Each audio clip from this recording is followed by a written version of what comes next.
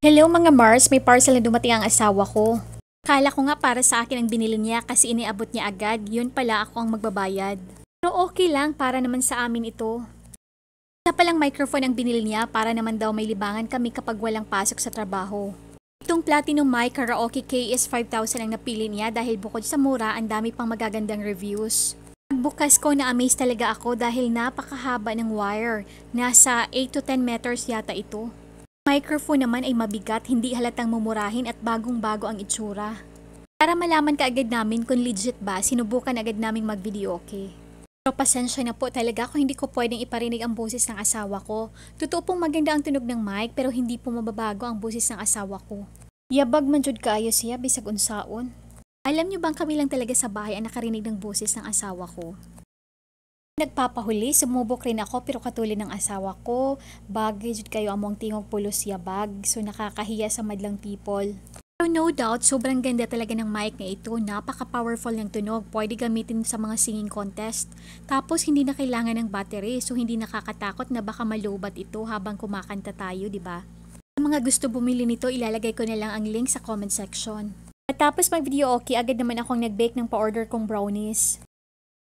Sa mga hindi nakakaalam, tumatanggap po ako ng mga orders, iba't ibang pastries. Hilig ko kasing mag-bake. Gandang-ganda nga ako sa mga bagong boxes na nabili ko. Sinadya ko talaga ang ganitong design dahil papalapit na ang Pasko at bagong taon. Ang klase ng box ang binili ko para ito sa mga brownies at butterscotch. May mga nauna na kasi akong nabili para naman yun sa mga pies at cupcakes. Kasi ngayon, kahit anong pagkakakitaan na legit ay papasukin para lang matustusan ang pang-araw-araw na pangangailangan ng pamilya. So ganito pala ang itsura ng mga boxes na nabili ko. Ang ganda nito at ang kapal. At ito na ang mga pa-order ko na ilagay ko na sa box at ang ganda ng tingnan. Kung gusto nyo ring bumili ng boxes na katulad nito, ilagay ko lang ang link sa comment section. Hindi pa pala ako tapos mag-bake pero paunti-unti ko nang nilagay sa mga boxes ang napalamig ko na para naman hindi masayang oras ko. Sa mga gustong umorder, pwede nyo lang talaga ako i-message privately para naman mas mapadali ang ating transactions. Habang nakasalang, pinagsabay ko naman itong pag-exercise, gumamit lang ako ng waist twister at itong Sammy J Power Belt.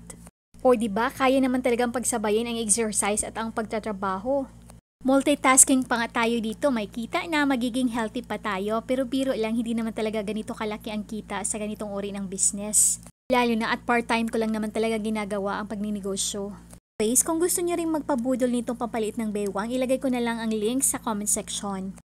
Thank you for watching. See you on my next vlog. Don't forget to stay healthy and happy.